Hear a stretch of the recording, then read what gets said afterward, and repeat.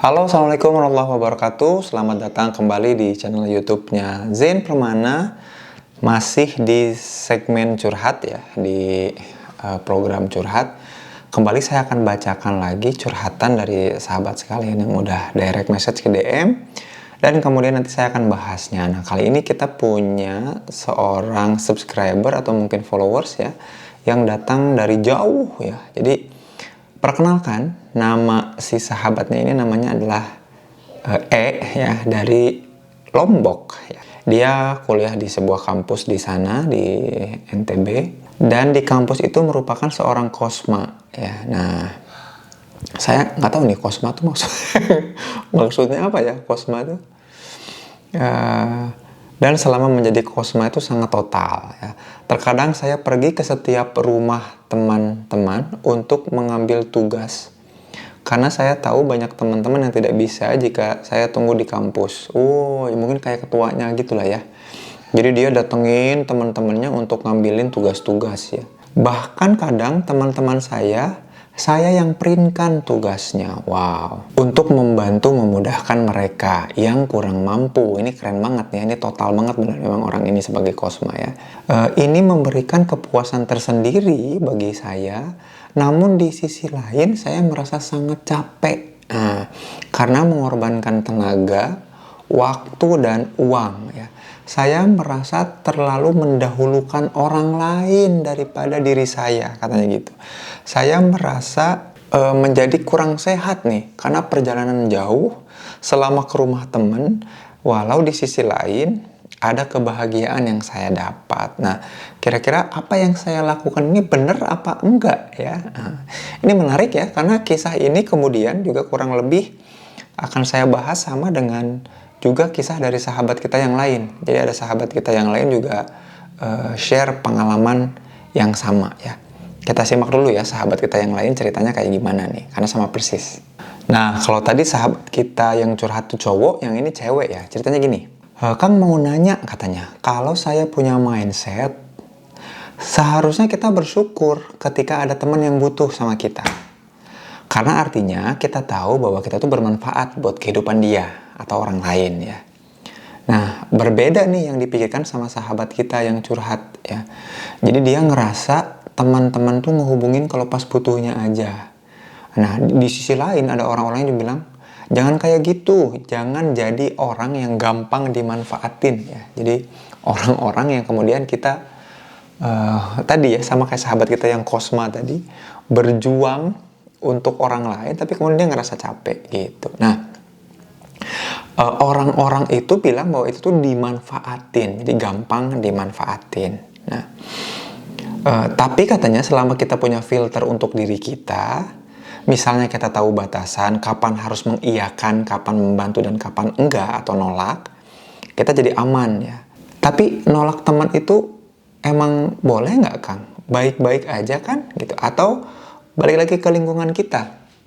Atau malah itu tuh yang disebut dengan pertemanan atau hubungan yang toksik gitu ya.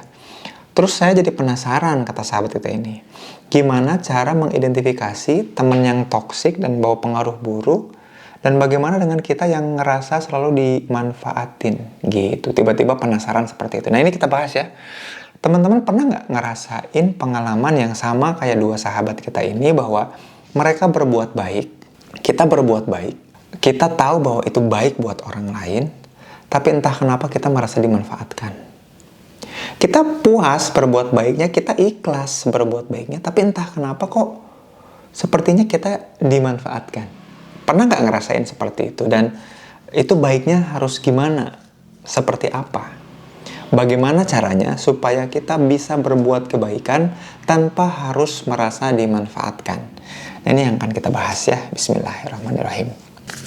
Jadi gini teman-teman ya, hal yang paling penting bagi diri seseorang adalah ketika dia melakukan sebuah perbuatan itu kemudian mengundang kemanfaatan. Itu yang paling penting bagi diri manusia, bagi diri kita. Yang paling penting adalah setiap kita melakukan perbuatan, harusnya perbuatan itu nganterin ke kemanfaatan.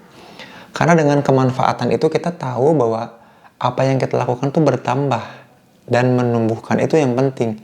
Jadi jangan sampai kita melakukan sesuatu sama sekali nggak ada gunanya.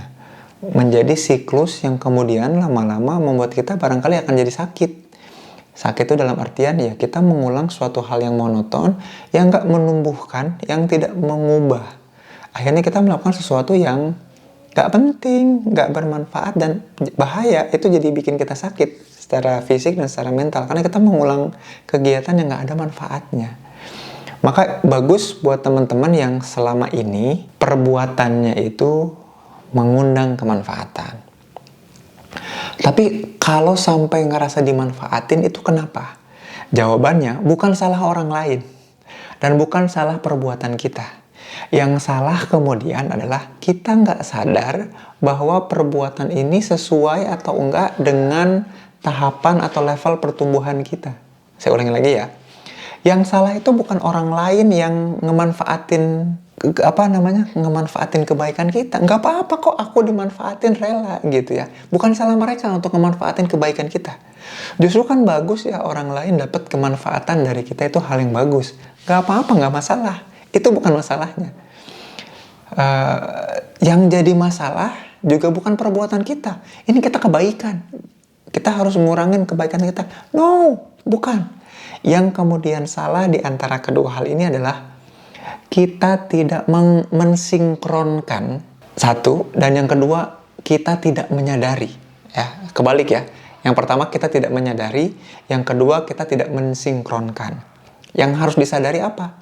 Yang harus disadari adalah bahwa perbuatan ini memang kita mampu kendalikan dan itu merupakan keahlian atau keunggulan kita.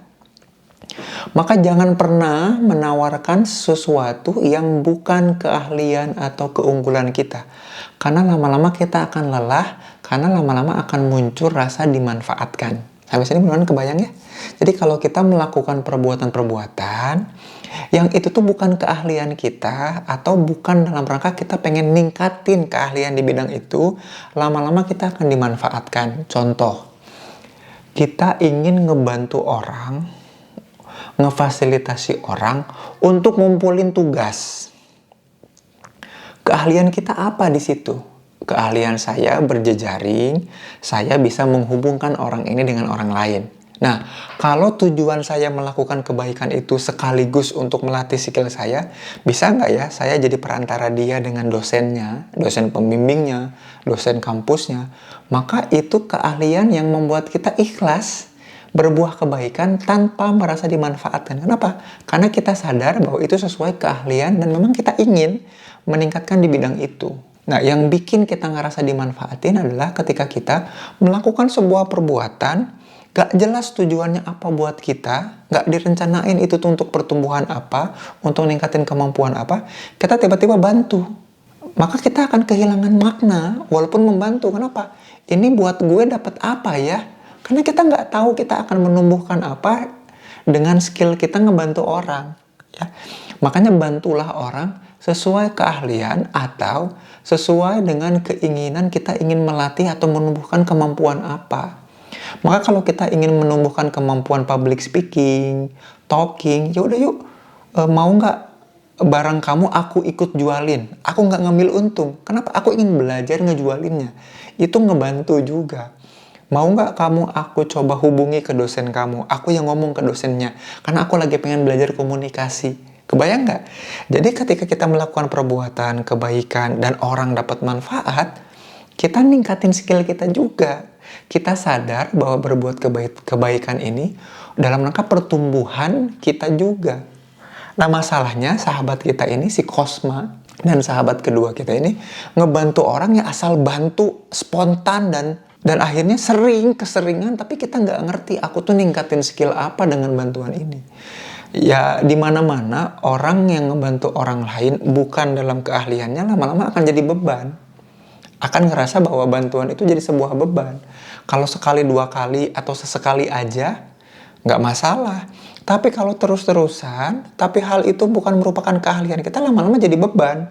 Wong kita nggak ahli di bidang itu kok bantuin, gitu ya. Jadi yang pertama, sadari dulu, pas kita bantu ini sesuai keahlian kita nggak? Kalau enggak, yuk ajak dia, ajak orang-orang sekitar kita untuk dapat bantuan dari ahlinya atau dari orang-orang yang ingin meningkatkan keahlian di bidang yang ingin dibantu itu sesuai dengan bantuan. Itu yang pertama. Dan yang kedua, mulai sering mensinkronis. Jadi sadari dulu, kita pengen ningkatin keahlian atau kemampuan apa, maka sebanyak-banyaknya nyari orang yang butuh bantuan di keahlian itu. Nah, yang kedua adalah synchronize. Yuk sinkronisasi lagi setiap keinginan kita meningkatkan keahlian itu dengan orang-orang yang kira-kira butuh bantuan. Jadi jangan asal bantu orang yang lagi kesusahan, enggak. Kesusahan dalam bidang apa, kita kumpul dalam komunitas apa yang mungkin orang-orang itu lagi butuh bantuan kita. Jadi skill kita disinkronis sama pasar. Kira-kira kemampuan ini, keterampilan ini dibutuhkan di mana? Gitu. Jadi sinkron. Nah, orang yang kemudian ngerasa dimanfaatin sama orang lain karena selama ini nggak sinkron antara keahliannya dengan orang-orang yang membutuhkannya. Ya, jadi kita akan berdaya, bermanfaat, bisa menumbuhkan orang lain kalau keahlian kita menemukan orang-orang yang mendapatkan manfaatnya. Mudah-mudahan video ini pun menemukan manfaatnya, yaitu orang-orang, teman-teman, sahabat-sahabat semua yang nonton. Yuk, tingkatkan keahlian kemanfaatan kita pada orang-orang yang memang membutuhkan kemanfaatan dari apa-apa yang bisa kita lakukan, supaya kita nggak kepaksa dan nggak ngerasa dimanfaatin. Terima kasih. Jangan lupa like jika teman-teman suka video ini. Jangan lupa share juga ke teman-teman yang membutuhkan. Subscribe jika teman-teman belum. Sampai jumpa di video selanjutnya. Zain Romana pamit. Assalamualaikum warahmatullahi wabarakatuh.